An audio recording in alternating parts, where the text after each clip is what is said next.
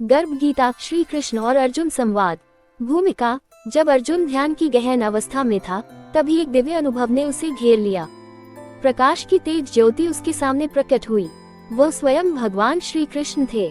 इस बार युद्ध भूमि नहीं थी, स्थान था एक गर्भवती स्त्री की आत्मिक चेतना, जहां अर्जुन प्रतीक बन गया उस आत्मा का जो आने वाले जीवन के रहस्यों को समझना चाहती है। और श्री कृष्ण बन गए वह ब्रह्म ज्योति जो जीवन, धर्म और संस्कार का प्रकाश देने आए। अध्याय 1, आत्मा की यात्रा जन्म से पूर्व। अर्जुन: प्रभु, क्या आत्मा भी गर्भ में आने से पहले कुछ अनुभव करती है? श्री कृष्ण: हे पार्थ, आत्मा न तो जन्म लेती है, न मरती है, वह सनातन है। लेकिन जब आत्मा गर्भ में प्रवेश करती है, तब वह पिछली यात्राओं का बोझ, अनुभव और संस्कार साथ लाती है। गर्भ वह स्थान है जहां आत्मा अपनी अगली लीला के लिए तैयार होती है। कृष्ण वाक्य: हे अर्जुन, आत्मा जब माँ के गर्भ में आती है, तब वह एक संकल्प लेकर आती है, कुछ सीखने, कुछ चुकाने और कुछ देने। अध्याय 2, माँ का मन, शिशु का संसार।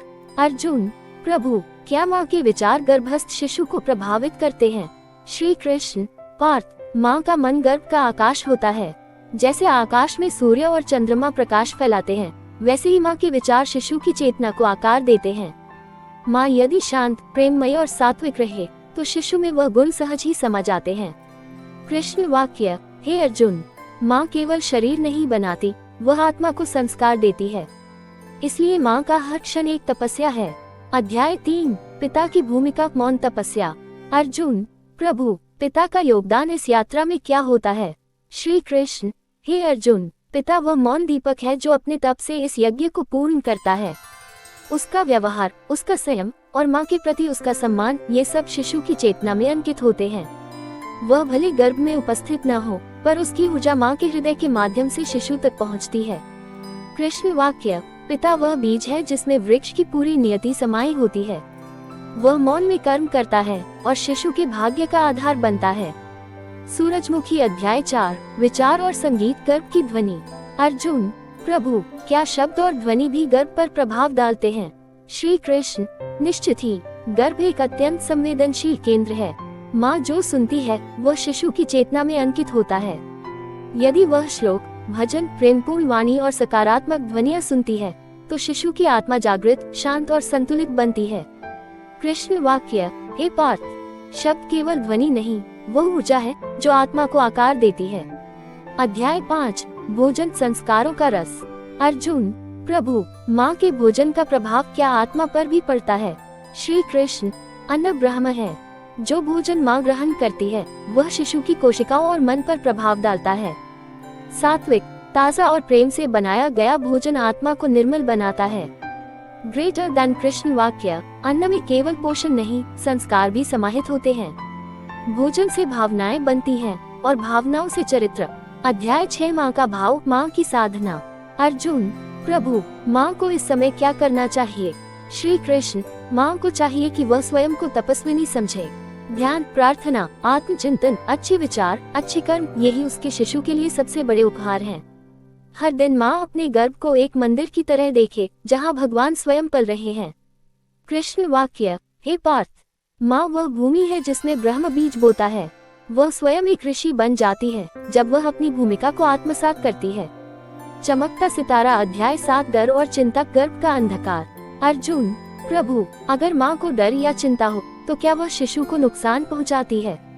श्री कृष्ण: हाँ, हे पार्थ, डर और चिंता नकारात्मक ऊर्जा हैं। वे गर्भ के वातावरण को मलिन कर सकते हैं। इसलिए माँ को आत्मविश्वास, ईश्वर में आस्था और परिवार के सहयोग की आवश्यकता होती है।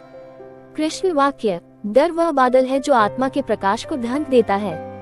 माँ को चाहिए कि वह ध्यान और प्रेम से इस बादल को दूर करे। अध्याय 8, शिशु का संवाद, मौन में बातें। अर्जुन: क्या शिशु माँ से बात कर सकता है? श्री कृष्ण: वह हर पल बात करता है, हे अर्जुन, लेकिन वह शब्दों में नहीं, भावों में, ऊर्जा में और संवेदनाओं में बात करता है।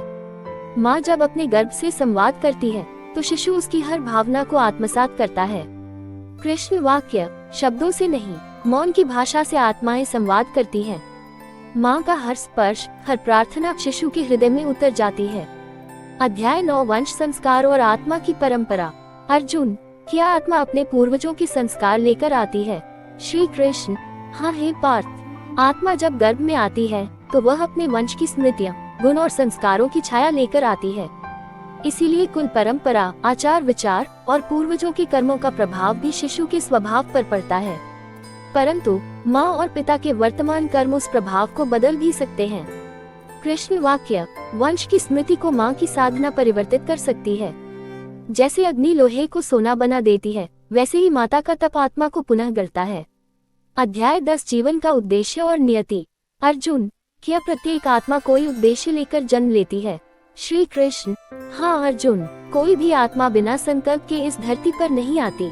उसका जन्म एक उत्तरदायित्व है, स्वयं के लिए और संसार के लिए।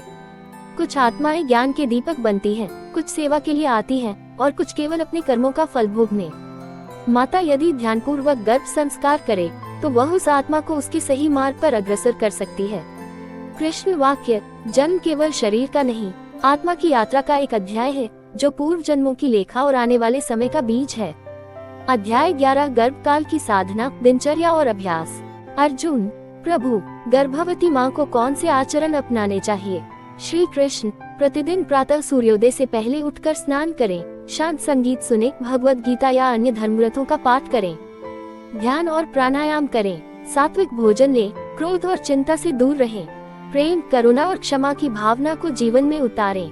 यही तप ही माँ को दिव्य बनाता है। कृष्ण वाक्य: गर्भ के 9 मास एक ऋषि की तपस्या से कम नहीं होते। ये समय आत्मा को छूने का अवसर है।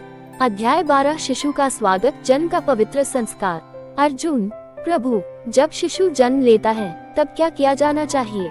श्री कृष्ण: शिशु को स्पर्श से प्रेम दे, उसके कानों में मधुर मंत्र फूंके जाएं, जैसे ओम शिवाय नमः या राम। माँ का पहला स्पर्श और पहला आशीर्वाद उसकी आत्मा में अंकित हो जाता है। एक शुद्ध शांत वातावरण में उसका स्वागत हो ताकि वह प्रेम और सुरक्षा का अनुभव करे।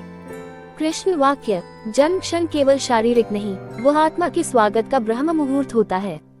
अध्याय 13: आधुनिक जीवन में गर्भ गीता का स्थान। अर्जुन: प्रभु, आज के समय में जब लोग व्यस्त और तनावपूर्ण जीवन जीते हैं, क्या ये ज्ञान संभव है? श्री कृष्ण: हे पार्थ, ज्ञान काल से परे है। आवश्यकता केवल श्रद्धा और नियमितता की है। यदि माता थोड़े समय के लिए भी अपने भीतर झांके तो वह शिशु के साथ आत्मिक संबंध बना सकती है। कृष्ण वाक्य: ज्ञान शाश्वत है, केवल ग्रहणकर्ता बदलते हैं। यदि माँ चाहे तो आज भी वह यशोदा बन सकती है और उसका शिशु कृष्ण। अध्याय 14: समापन, माँ से ईश्वर तक की यात्रा। श्री कृष्ण: हे पार्थ, माँ बनना केवल एक जैविक प्रक्रिया नहीं, यह एक ईश्वरीय साधना है। वह सृष्टि की सच्ची सृजन करता है। जब माँ प्रेम, ज्ञान और तप से शिशु को गढ़ती है तो वह केवल संतान नहीं, एक युग को जन्म देती है। अर्जुन: प्रभु, अब मैं समझ गया कि माँ होना कितना बड़ा वरदान और तप है।